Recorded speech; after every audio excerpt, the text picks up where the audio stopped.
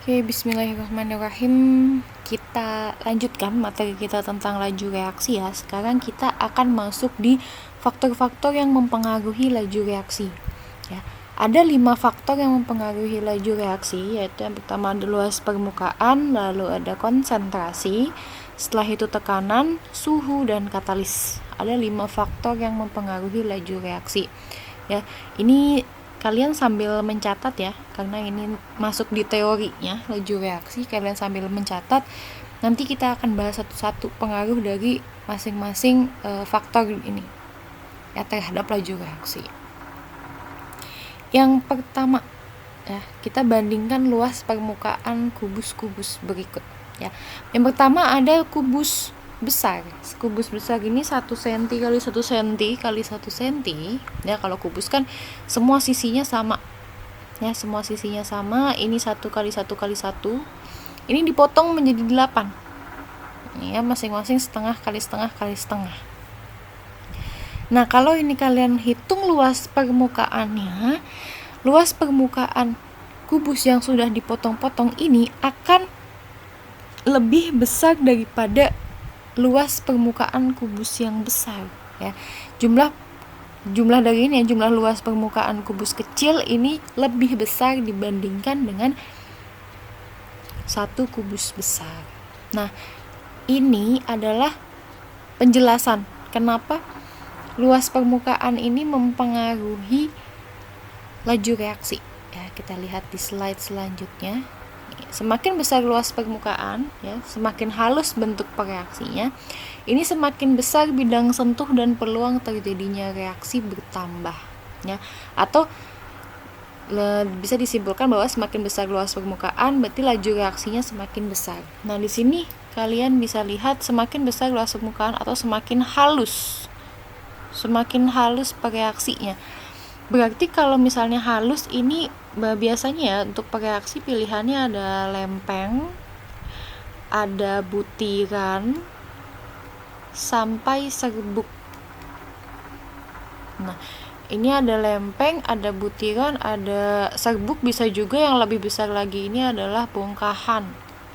Ya, ini untuk luas permukaan. Nah, ini dari bongkahan ke lempeng, butiran, serbuk, ini semakin lama kan bentuknya semakin halus ya. Bentuknya semakin halus berarti semakin besar luas permukaannya gitu. Jadi ntar kalau misalnya kalian disuruh membandingkan mana yang laju reaksinya lebih cepat ketika lempeng yang bereaksi atau butiran yang bereaksi. Lempeng atau serbuk. Nah, ini lempeng sama serbuk, ini lebih cepat serbuk. Kenapa? Karena bentuknya lebih halus, maka luas permukaannya lebih besar. Kayak misalnya ada bandingkan antara bongkahan garam ya, kalau kalian pernah lihat ada garam yang bata itu, mana yang lebih cepat, garam bata atau garam yang sudah jadi bubuk ya, jadi serbuk. Nah, yang lebih cepat laju reaksinya adalah yang sudah dalam bentuk serbuk, seperti itu. Bisa juga gula ya, ada gula yang butiran nih, butiran gula sama yang sudah serbuk, sudah seperti tepung. Nah, itu lebih cepat yang serbuk. Nah, ini pengaruh dari luas permukaan terhadap laju reaksi. Semakin besar luas permukaannya, maka laju reaksinya semakin besar. Berarti reaksinya semakin cepat berlangsung.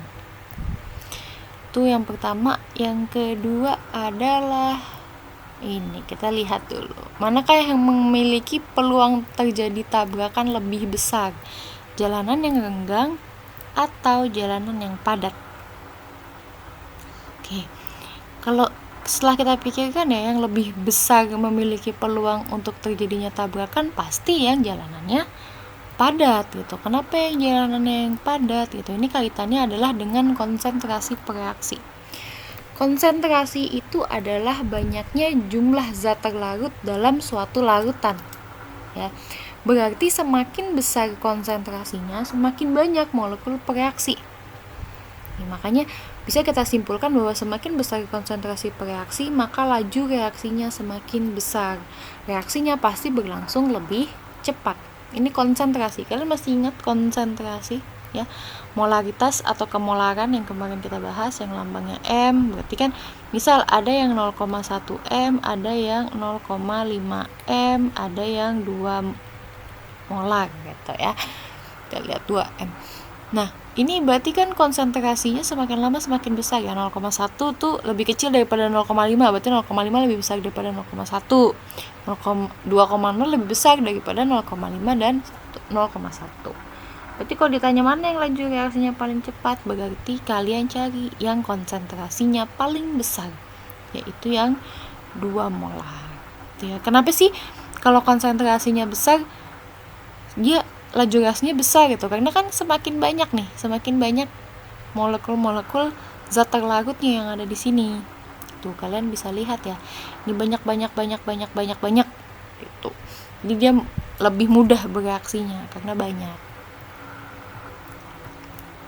Lalu yang ketiga ada pengaruh tekanan ya. Ini kalian bisa lihat ada 2 keadaan ya. Ini yang pertama itu, nah ini tutupnya masih di atas nih ya, ini molekul gasnya jarang-jarang.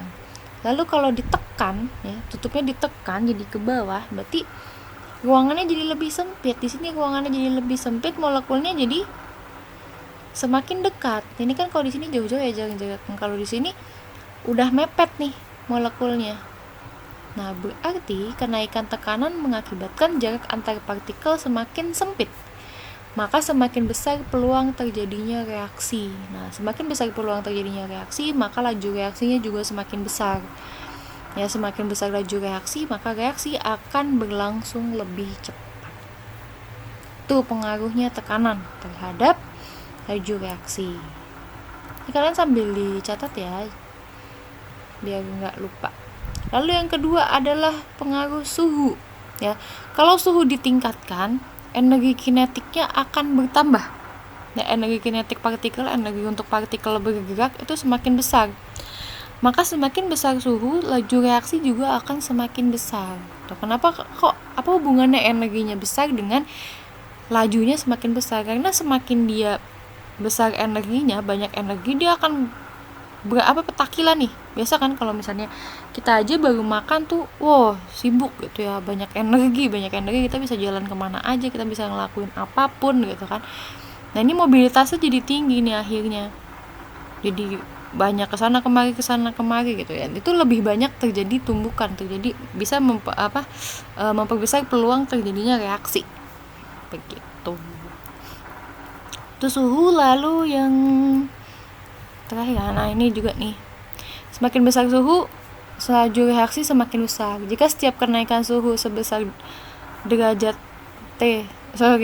T derajat Celcius mengakibatkan reaksi berlangsung N kali cepat, maka laju reaksi pada T2 ya, atau V2 nya itu dibandingkan dengan V1 itu seperti ini.